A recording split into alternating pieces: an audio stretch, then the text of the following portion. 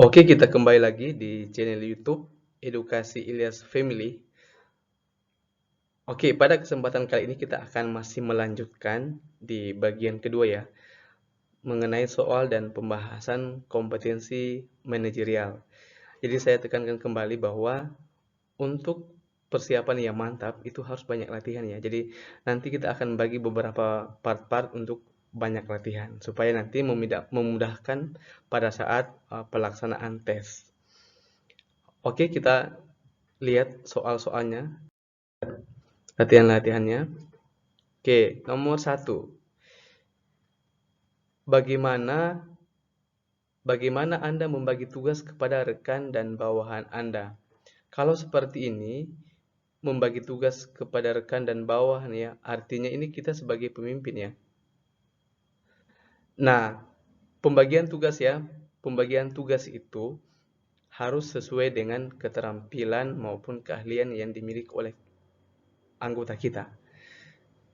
Jangan sembarang ya, itu harus sesuai dengan keahlian dan keterampilan yang dimiliki. Oke, kita perhatikan mana opsinya benar. A, saya membaginya sesuai dengan kepribadian dan sifat. Ini tidak bisa ya. Saya membaginya sesuai dengan minat dan keinginan. Saya membaginya sesuai dengan keahlian dan keterampilan. Oke, ini paling tepat ya. Langsung saja ini. Ingat ya, pembagian tugas itu harus berdasarkan keahlian dan keterampilan. Bukan masalah bakat, bukan masalah minat, apalagi bukan masalah kepribadian dan sifat, apalagi keinginan, tetapi harus sesuai dengan keahlian dan keterampilan. Oke, kita perhatikan lagi nomor 2. Apakah Anda membuat daftar harian urgensi dan prioritas dalam pekerjaan? Oke, kalau saya pribadi, karena saya sudah dalam dunia kerja, ini paling utama sekali ya, membuat daftar harian mana urgensi, mana prioritas. Jadi sangat perlu. Kita perhatikan A, saya mencatat untuk pertimbangan sasaran dan deadline. B, saya jarang mencatat. Jarang ini tidak bagus ya.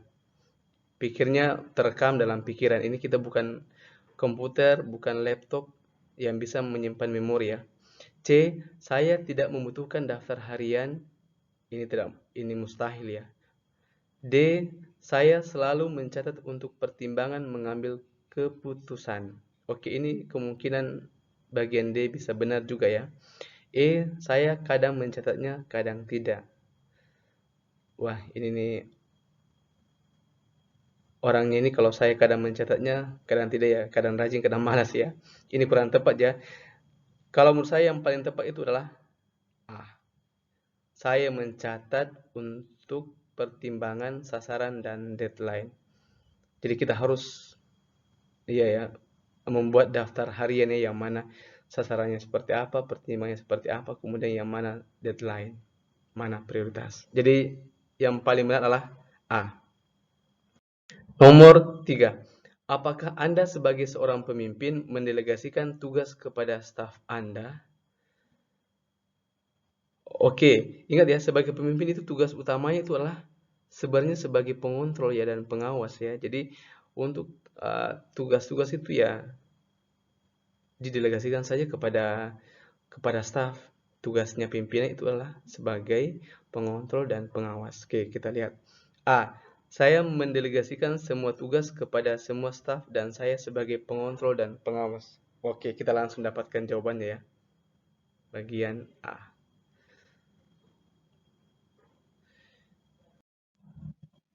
Nomor 4. Seberapa seringkah Anda berusaha dengan aktif untuk mencegah gangguan tamu, rapat, telepon yang biasanya selalu mengacaukan hari kerja Anda?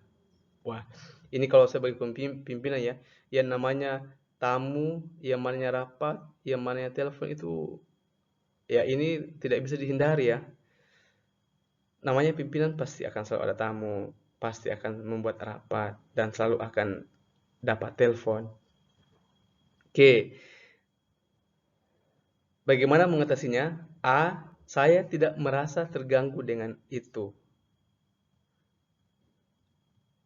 Ini kalau saya rasa ini sekali-sekali terganggu ya. B. Saya selalu menyortir seberapa penting hal tersebut terlebih dahulu.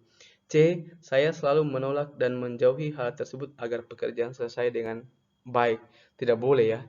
Menolak dan menjauhi ini kalau pada ada tamu, ada rapat, ada telepon tidak bisa ya. Jangan. D. Tergantung situasi apakah dipenuhi atau tidak. Ini juga egois ya. E. Mau menang sendiri. E. Saya merasa terganggu dengan hal itu. Oke, jadi kalau menurut saya kita tidak boleh merasa terganggu, kita juga tidak boleh merasa tidak terganggu. Oke, di antara dua-duanya. Jadi opsi yang paling tepat adalah B. Saya selalu menyortir seberapa penting hal tersebut terlebih dahulu ya. Jadi harus disortir kapan terima tamunya, kapan pengadaan rapatnya, kemudian kapan terima teleponnya. Karena kalau terima tamu tiap hari, terima rapat tiap pekan, telepon tiap saat, itu sangat mengganggu pekerjaan juga ya. Jadi harus disortir. Nomor 5. Seberapa sering gagasan Anda diterima dan dijalankan dengan baik oleh tim atau rekan kerja? Nah, dalam suatu perusahaan atau tempat kerja bagaimanapun itu, kita dilihat bagus. Artinya kita memiliki ide-ide yang bagus itu kalau misalkan gagasan-gagasan yang kita terima itu gagasan yang kita berikan selalu diterima dan dijalankan dengan baik oleh tim kerja. Semakin sering semakin bagus. Oke, jadi paling tepat jawabannya adalah A. Selalu gagasan saya cemerlang dan selalu diterima. Oke, kalau cemerlang ya ini bagus ya. Kalau kadang-kadang berarti ya ini kurang bagus. C. Sering, kebanyakan gagasan saya unik. Ini bukan tergantung dari unik ya, tetapi tergantung dari seberapa cemerlangnya kita punya gagasan. D. Saya jarang mengemukakan ide. Ini tidak bagus ya. Dalam situasi dunia kerja, pendiam itu ada bagusnya tidak bagusnya. Kalau misalkan perlu untuk bicara ya kita harus bicara ya. Apalagi misalkan ada sesuatu ide kita yang bagus itu harus diutarakan. Kemudian kadang-kadang ide diterima. Jadi yang paling tepat adalah A. Selalu ya. Oke, kemudian nomor 6. Seberapa pentingkah kekompakan tim bagi Anda? Kalau menurut saya, sebelum dijawab ini, ya namanya kekompakan itulah penting. Kalau ditanya seberapa penting, ya sangat penting. Nah, biasanya itu kekompakan tim ini untuk mencapai target ya, semakin kompak, biasanya targetnya semakin bagus untuk tercapai. Kita perhatikan. A. Tidak terlalu penting karena yang terpenting adalah target tercapai ya. Tidak bisa ya. Kompak itu penting. Target juga penting. Penting tapi bukan yang utama. Kurang tepat ya. C. Biasa saja karena kita di dunia profesional tidak begitu perlu kedekatan. D. Cukup penting karena merupakan dorongan untuk mencapai tujuan. E. Penting tapi yang utama adalah target. Jadi ingat ya. Penting dan utama adalah mencapai target. Jadi opsi yang paling tepat adalah E. Oke, kita lihat nomor 7. Bagaimana pendapat Anda tentang masalah yang sedang dihadapi tim? Oke, A. Saya menganggap masalah tim adalah masalah saya sehingga saya akan menyelesaikan ini tidak bagus ya, namanya tim ya. Semuanya harus bekerja. Ada masalah ya, semua tim ikut bertanggung jawab. B. Ketua tim adalah penanggung jawab terbesar masalah tersebut. Ya benar. Ketua tim itu penanggung jawab terbesar ya. Tetapi tetap tim utama juga. C. Orang yang membuat masalah itu adalah penanggung jawab terbesar. Ini saling menyalahkan tidak bagus ya. Namanya tim itu satu salah kita harus kena semuanya. D. Masalah tim adalah masalah bersama yang harus diselesaikan oleh tim. E. Masalah tim adalah masalah bersama yang harus diselesaikan oleh ketua tim. Tidak boleh ya. Ya masalah itu harus ada masalah di tim ya. Semua anggota tim itu maupun ketuanya harus sama-sama menyelesaikannya. Jelas ya nomor 7. Sekarang kita ke nomor 8. Bagaimana Anda merespon target pencapaian rekan kerja Anda. Ya, kita sebagai pimpinan atau teman kerja ya harus selalu merespon yang positif ya.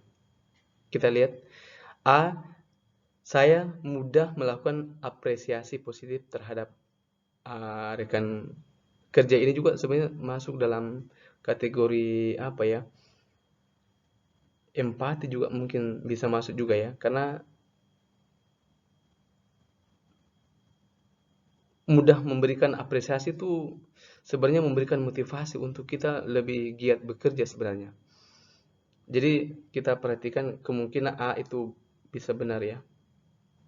B, saya akan memberikan apresiasi positif kepada rekan kerja yang memang progresnya luar biasa ya. Tidak mesti harus sangat luar biasa baru kita berikan apresiasi positif ya.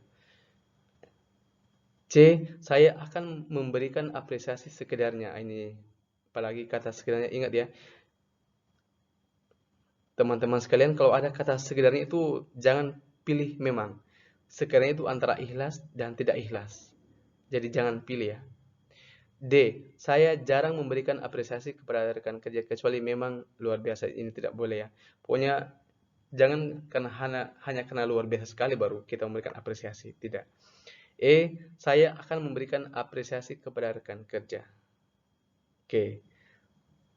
Paling tepat itu adalah A ya. Saya mudah melakukan apresiasi positif terhadap rekan kerja. Misalkan saya sebagai anak buah, kemudian ada pimpinan yang selalu memberikan apresiasi itu, kalau menurut saya pribadi itu saya sangat termotivasi untuk lebih giat bekerja sebenarnya. Nomor 9, apakah Anda merasa sulit meminta tolong pada seorang teman untuk melakukan sesuatu untuk Anda? Ingat ya, ini minta tolong ya. Minta tolong ya, namanya manusia itu kan makhluk sosial ya. Kita tidak bisa melakukan apa-apa itu sendiri. Maksudnya harus sendiri. Ada sesuatu yang memang harus butuh pertolongan dari orang lain. Tetapi jangan sebentar-sebentar tolong, sebentar-sebentar tolong. Selama kita masih bisa kerja, kita harus kerja. Kecuali kalau betul-betul butuh pertolongan baru kita minta tolong. Oke, kita lihat option yang paling mendekati kebenaran. A, merasa sulit karena tidak ingin memberatkan orang lain, ya ini salah ya. Kita tidak, kalau misalkan betul-betul butuh ya kita harus minta tolong kepada orang lain. B, jika dalam kondisi benar-benar mendesak, maka saya akan meminta tolong kepada orang lain. Ini kemungkinan. C, tergantung situasi dan urgensi. Terkadang saya minta tolong, terkadang tidak jika tidak dibutuhkan. Ini orangnya dibilang sombong tidak, dibilang tidak sombong, tapi sombong juga. D, jarang meminta tolong karena tugas tersebut sudah menjadi tanggung jawab saya. Ini tidak, kurang tepat juga ya. E, selalu meminta tolong meskipun tugas tersebut sudah menjadi ini. Kalau keseringan minta tolong juga orang jadinya ilfil ya, ini tidak bagus juga. Jadi yang paling utama adalah B. Jika kondisi benar-benar mendesak, maka saya akan meminta tolong pada orang lain. Ingat ya, minta tolong itu pada saat betul-betul kondisi mendesak. Jangan sebentar tolong itu teman-teman kerja itu akan ilfil. Nomor 10. Oke. Bagaimana pendapat Anda tentang pencapaian target tim Anda dan individu? Ingat ya, kalau ada soal seperti ini kan sebenarnya ada dua pilihan ya. Pencapaian target tim, kemudian pencapaian target individu. Kalau ada opsi pilihan dua begini, kita harus cari opsi yang memungkinkan kedua-duanya bisa terpenuhi. Oke, tetapi kalau misalkan ada tim, ada individu, kita harus utamakan yang tim, baru kita targetkan yang individu. Oke, kita perhatikan opsi yang paling mendekati. A, target individu tercapai, maka target tim akan tercapai. B, target tim utama, meskipun target individu tidak tercapai. Ini kurang tepat ya. B, kurang tepat. C, sebisa mungkin kedua target tercapai meskipun tidak bisa mencapai 100%. Ini kurang tepat. D, mencapai target tim dulu lalu menyelesaikan target individu. Ini D, mendekati ya. E, hanya mendahulukan target tim. Jika waktu cukup baru mengerjakan. Ini kurang tepat ya. Jadi yang paling tepat adalah D. Jadi saya sampaikan kembali, kalau ada dua opsi begini, kalau bisa dua-duanya terpenuhi. Cari opsi yang dua-duanya bisa terpenuhi. Tetapi kalau ada tim, ada individu, kita harus utamakan yang tim daripada target individu. Oke. Oke, untuk part 2 saya kira sudah cukup ya. Kita ketemu di part yang ketiga. Terima kasih.